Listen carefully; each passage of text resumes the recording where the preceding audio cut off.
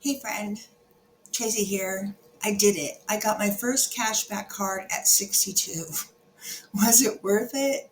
What are the real results? And what have I been doing all my life? Cashback card. Let's dive in. Now let's go over quickly why I picked this card. I did a lot of research on sites like Bankrate, creditcards.com, NerdWallet, and I already had been working with Chase and I liked them, so I kind of gravitated to that. But Chase Freedom consistently rated high. No annual fee. Yes, please. I've been paying fees for those travel cards. Plus, I love that it offers 3% cash back on restaurants and drugstores and 1.5% on everything else. It did come with a cash bonus of $200 if you spent more than $500 in the first 3 months. And you can get a DoorDash subscription free for 3 months. If you keep it for the remainder of the year, the rest of the 9 months is half off. And there are extended warranties and purchase protection as well. There's also like an emergency roadside. There's a bunch of different extras. They might not be the tipping point of why you choose that card, but there is a lot that comes with it. If you're someone who's careful about credit, and I totally get it, here's what I kept in mind. I don't want the hassle of juggling multiple credit cards to max out all these different categories. I've been seeing some of the videos saying you can have 3 cards, 5 cards, and you can use this card for that category. And it just seemed pretty complicated to me. I just wanted a simplified method of getting some cash back. We already have the Amazon card, and that gives me 5% cash back on all those purchases. I mention, though, that cashback cards like this are generally for people with good credit scores, usually above 670. And remember, applying for a new card can impact your score a little. My credit dipped just 1 point because of this hard inquiry, though. So that wasn't bad. I kind of expected it to go lower. We pay off our credit cards every month, so I'm just maximizing rewards on the money I spend anyway. If you're interested in a video on credit score tips, please comment below credit score tips. All right, let's talk numbers. I averaged my spend about $3,500 a month on this card. Over a year, that's about $42,000 in spending that could be earning me rewards. But did the cashback really add up to anything significantly? Let's find out. Drum roll, please. In the past 2 months, I earned $182. Now, I'll tell you, I wasn't earning any money on that money that I was spending in the first place. I was earning travel points that I'm not using. It averaged about $90 a month. So if I can keep up that $90 a month, I'll earn over $1,000 a year. I'll take it. I'll tell you, half of that is standard auto pay. And the other half is the random spending I do, like gifts, repairs, gasoline, groceries, those kinds of things. It was great to see those rewards adding up, and it was even more than I expected. Not bad for spending on everyday items and some of my emergency repairs. So were there any downsides or surprises or challenges that I saw? When I got this card, I listed out all my checking and credit card auto pays, and I reviewed each one to see if I could move it over to this new card. Now, I have to say, with my surprise, I was expecting to put everything on the card because I got so excited about this offer. And reality is that not everybody accepts credit cards as a payment. I didn't think about that. I did pretty good, though. So I got to move 17 auto pays over to this new credit card, and 5 did not make it. They stayed on my checking account. So the numbers are great. What couldn't go on my credit card? Mortgage, of course. And there were 4 utilities that either charged you or they wouldn't accept a credit card.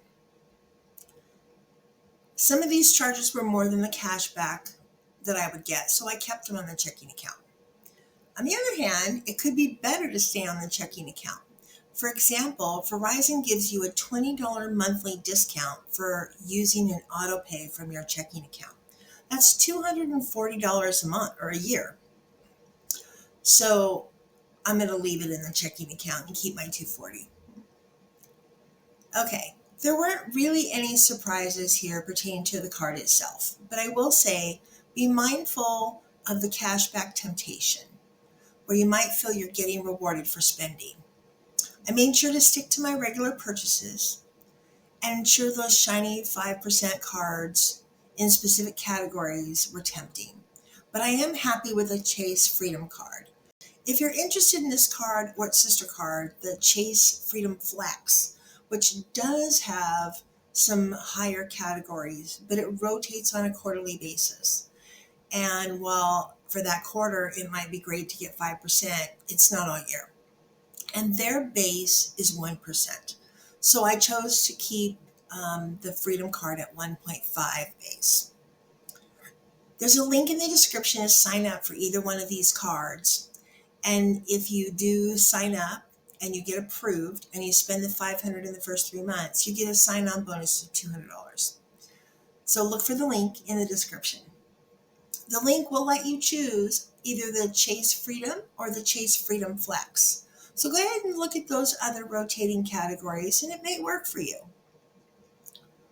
The other benefit that you have is there's a refer a friend. Just like I gave you the link, you can refer a friend and send your link out to other people.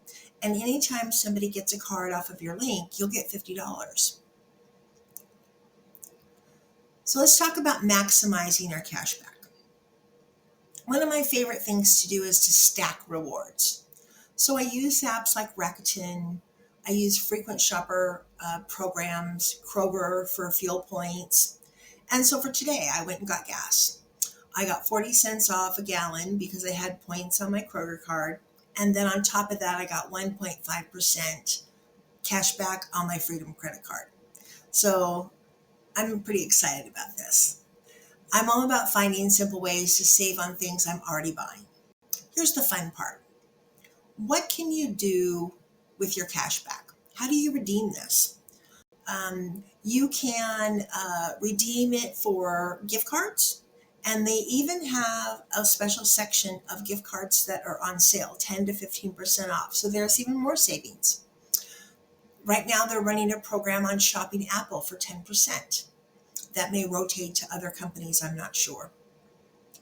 You can pay against your statement credit, and you can apply it to your month statement. Or you can get true cash back. You can deposit it into your checking or savings. So let's talk about what you could do with a true cash back. I talk a lot about retirement planning, saving, and I've seen a lot of videos get kind of creative on what you can do with that cash back. This is cash you didn't have in the first place. So let's challenge each other. I really want to figure out how I can use that cash towards my retirement or some kind of investing. So I could build an emergency fund. I already have one of those. I could invest it, or I could deposit it into my Roth. I am still thinking about that. If you have any ideas or vote on what I should do with my cash back, please leave it in the comments. I would love to hear what your ideas are. I'm kind of leaning towards the Roth, but investing has been kind of fun lately too. So leave me a comment. So is this Chase Freedom card living up to my expectations? I would have to say yes. I am very excited about this. I'm definitely planning on keeping it and using it along with my Amazon 5% card. So those are the two cards. I don't think I'm going to go after a different one for any special category. I'll do another check-in later to see how it's going. If you're using the Chase Freedom card or some other cashback card, I'd love to hear what one you're using, why you like it, what's the best part about it. I'm really about sharing this information with our community. So if you leave comments, you like the video, it shares it with other people in our community, and they're interested too about how you are best using your cashback card. If you thought this information was valuable, please like, comment, share, subscribe to our channel and our community. I would really appreciate your support in building this community out. My goal is to get 1,000 subscribers, so please smash that subscribe button. Please continue watching my videos. I'm passionate about sharing my information and helping others improve their financial freedom and plan for retirement. Thanks for watching. I'm grateful if you're still listening at this point. Here's another video on saving money, things I stopped buying and wasting money on. Hope you enjoy it. I'll see you in the next video.